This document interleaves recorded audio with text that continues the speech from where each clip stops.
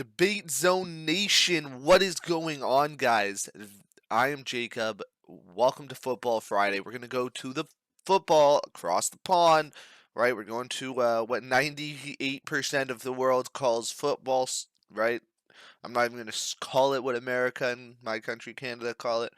Um, but today, obviously, by the title, we're going to be talking about if the Premier League is actually even competitive at this point. Obviously, showing some information here, it doesn't look good to start, right? We have Manchester City winning 6 of the last 7 titles. They are also the only team in the Prem to have 12 points right now in 4 games. And it almost feels like there's a foregone conclusion on who is going to win the Premier League. And it feels like people are not picking City, that the ones that do, only because they're so sick of winning City, or they just feel like it's inevitable they'll eventually stop.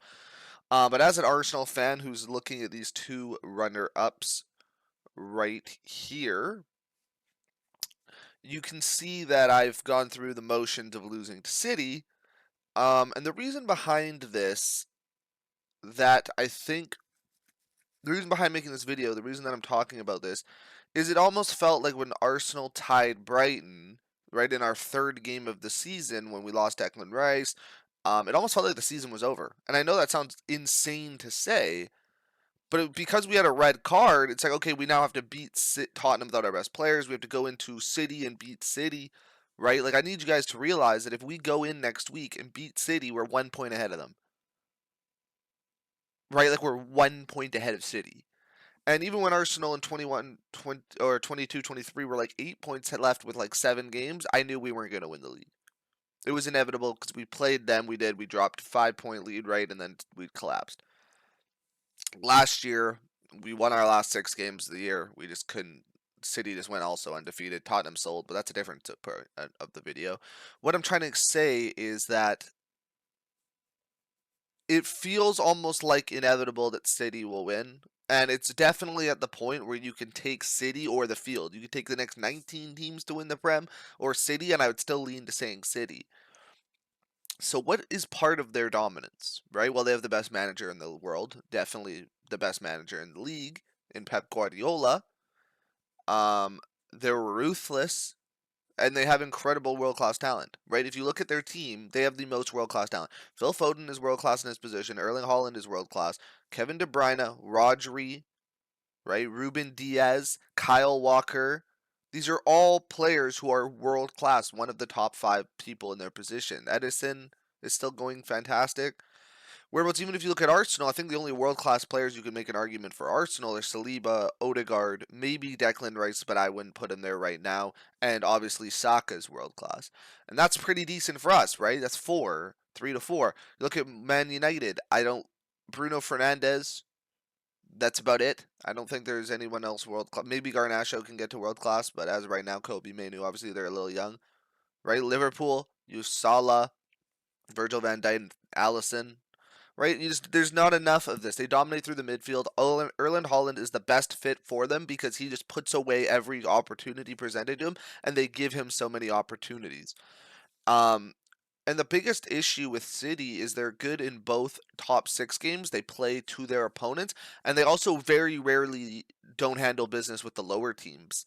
And when you're realizing this, it starts to get scary. Like Arsenal have played phenomenal. My team have played phenomenal, right? We handled business. We actually have let in 0 goals, 11 on 11. The only goal we've let in this year was when when we had a red card against Brighton.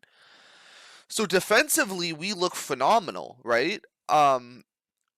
We look really good, but we've already dropped 2 points, right? And I will say we've played harder competition than City, but City have taken care of business. They've done what they need to do.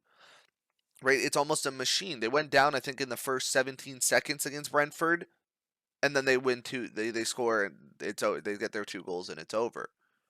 Right, Haaland is being an absolute sensation. He's dominating where he needs to dominate. Um, and obviously, the big overhanging thing, which will piss me off if we see 3 runner-up Arsenals, but the 115 charges that they're facing, this could be the last year of City, right? If these charges go through, they're done, right? They're going to be relegated to like the 3rd division. Pep will leave, Brian will leave, and then they'll blow up City, and City will no longer exist. I'm going to be honest, this is going to maybe get some hatred from people. I want it to happen. I want them gone. I think the league would be better without City, which is why I'm making this video. Um, because they're ruining the fun of the league when you already know the winner. I know people who clicked this video might not watch basketball. But if you do watch basketball, you'll understand this reference. So in 2016, LeBron James and the Cavaliers beat the 73-9 win Warriors, and then the Warriors dropped Harrison Barnes and added Kevin Durant, who at the time was either the second or third best player, depending on where you value Kawhi Leonard. I think inarguably the second best player, and they added the second best player to the team with the best record ever, and it was a foregone conclusion they were going to win. And yes, Houston played them close, right? People make that argument the same way City and Arsenal played City close the last 2 years, but in the end they squeak it out. They win where it matters, and they'll go forward. Right? Tottenham have had good records against City. Arsenal took 4 points off them last year, but it wasn't enough, right? Like Arsenal took 4 points off City and then still lost the league because we tied Bournemouth. We had some bad results we can't have. Right? We took 6 points off United for the first time in since the Invincibles that Arsenal took all the points. We played up to our competition, but we didn't beat the little guys. We had to get 3 points every time, and we didn't. I do still think Arsenal are the biggest rivals to winning the league against City, as our only only points dropped came to being 10 men. We are undefeated with 11 men, but we're not scoring a ton of goals. We have 6 goals in 4 games. Right, so defensively we're phenomenal, but we're not finding a way to put the ball in the net, and eventually that's going to catch up to us. We need to figure that out, but defensively we look phenomenal. I think we have the best defense in the league. But it still feels like a foregone conclusion that City's going to win the title. I don't even know where City's going to drop points if Arsenal don't beat them this weekend. Right? We can't even play for a tie. A tie would not be a good enough result. It would be a good result, but it wouldn't get the job done. So where can the Premier League become more competitive? And there is no answer as long as Pep Guardiola and this roster is on City. They will win more and more titles. Right? And you look at this. Now, there is one thing I need to say. I don't think the Premier League won't strive just because it's not competitive. And I think that's what everyone's missing. Everyone's like, oh, the City's ruining the Prem. They're not ruining the Prem. Because I want you to look at a different team that dominated. Man United, 1, 2, 3, 4, 5, 6, 7, 8, 9, 10, 11, 12, 13. 13 titles in 20 years. That's also stupidly dominant and basically written out. The difference is Arsenal, Blackburn, Chelsea, right? People won in between their dominance. Apart from a year where Liverpool won one time. Pretty sure they only lost one game that year. Tied a few. City wins every year. No matter what. And I don't believe it's going to stop. And when you think of it like that, and the Premier League isn't competitive, then Jake, why would it still be fun to watch? Well, because it's the highest level club league in the world. Because teams like Aston Villa and Brighton and West Ham are moving their way up in the ratings to where we don't just have the secure guaranteed top 6. You have seasons like last year where Chelsea devolve. I don't want to go into too much detail. It's not the point of the video of why this league is still successful even though it's not competitive. What I'm saying is that unless these 115 financial fair play rules come into full effect, which they should because Everton lost 10 points for doing nothing compared to these guys, then as long as Pep Guardiola wants to manage City, they're going to win the league. Maybe they drop 1, but if he coaches 6 years, they're winning 5 more. They're inevitable. They're a Thanos. And the Premier League just isn't actually competitive.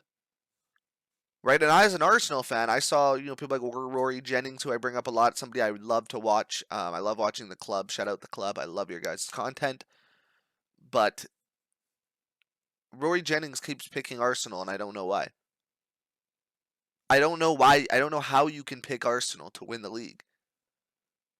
Because it's frustration, right? We don't have the better manager, though I do love Mikel. We don't have the better roster, and so far we haven't had better results. yet they're still picking Arsenal. I would pick Arsenal if City weren't in the league.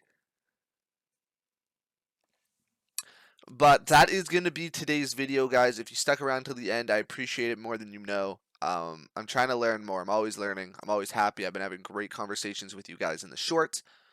I'm going to be going live on Twitch in the next week for FIFA or FC25. I pre-ordered, so I will be playing.